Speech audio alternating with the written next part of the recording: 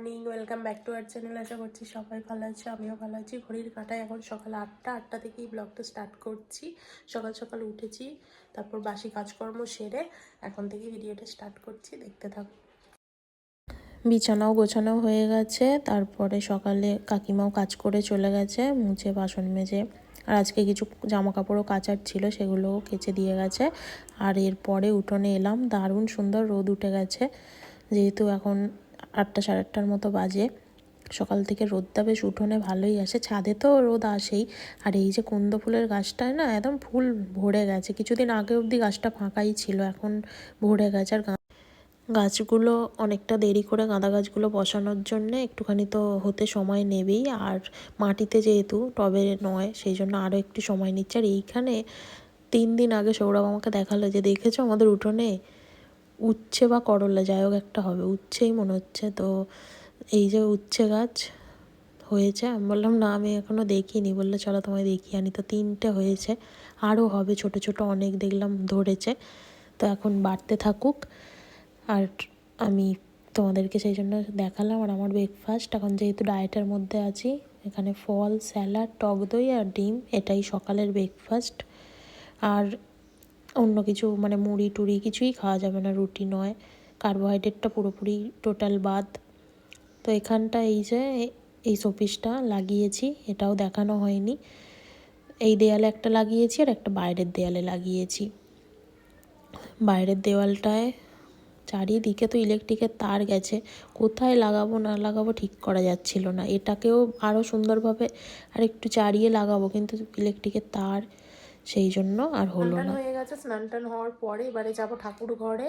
তার আগে 12টার সময় করে দুধ দিতে আসে, তো দুধটা নিয়েই যাবো, নাহলে ঠাকুর ঘরে ঠিক গিয়ে বসবো আর দুধ দিতে আসবে সে। তারপরে পুজো টুজো করবো, দুপুরে খাওয়া দাওয়া করবো। তো আজকে রবিবার, খাওয়া দাওয়া করার পরে বিকালের দিকে মা, আমি, দিদি একটু ডাঙার দিকে ঘুরতে যাব, আবার একটুখানি কড়াই শাক তুলতে যাব। তো চলো দেখতে থাকো।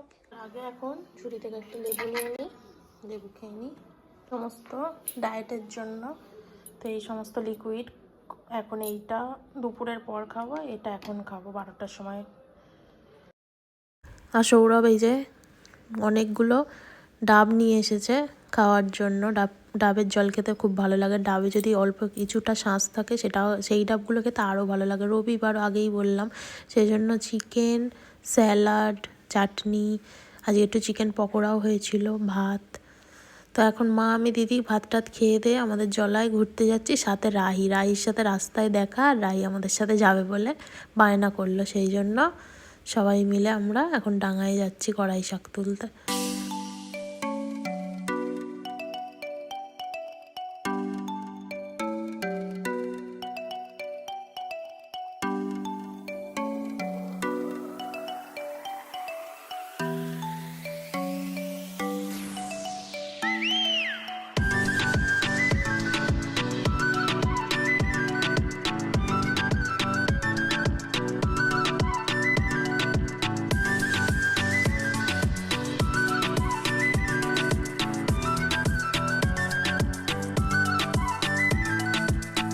ডাঙা থেকে একটু আগে বাড়ি এলাম, বাড়িতে এসে এখন এখানে হাত পা ধুয়ে বসে রয়েছি। আর আজকে কড়াইশুঁটির কচুরি হবে। মা বলছে কিনা যে তুই ময়দাটা মাখ। আমি ময়দাটা মাখলাম, ময়দা মাখার সময় তার ভিডিও করতে পারিনি। এই যে ময়দাটা মেখে দিয়েছি। তো বিকেলবেলায় জলায় গিয়েছিলাম, জলা থেকে ঘুরে টুরে তারপর এখন চলে এসেছি বাপের বাড়ি। আর তারপর রাতে আজকে কড়াইশুঁটির কচুরি হবে, সেই জন্য আমি ময়দা মাখছিলাম, কিন্তু আমি খাবো না, আমি একটাই খাবো। আমি লিকুইড নিয়ে এসেছি, লিকুইড খাবো। আর রাহি এখানে শুনছে আমার কথা।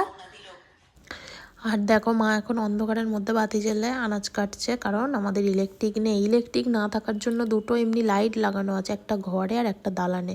দালানেরটা একবার জ্বলছে আর একবার নিভছে, সেই জন্য মাকে বাধ্য হয়ে বাতি জ্বেলেই আনাজটা কাটতে হচ্ছে।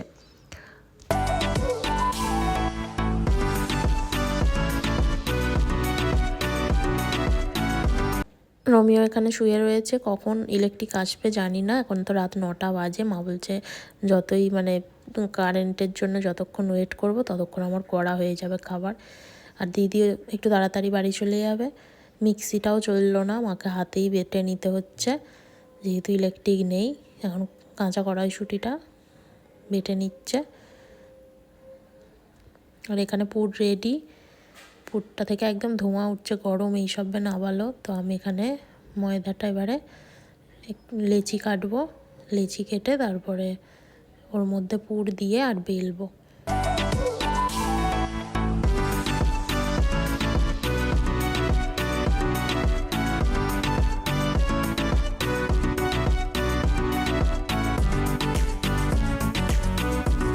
কচুরি হয়ে গেছে, যেহেতু আলুর তরকারি হয়েছে, আলু আমি একটাও খাবো না, কচুরিতেও তেল আছে তাও একটা টেস্ট করব। ভিডিওটা এখানেই শেষ করছি, টাটা।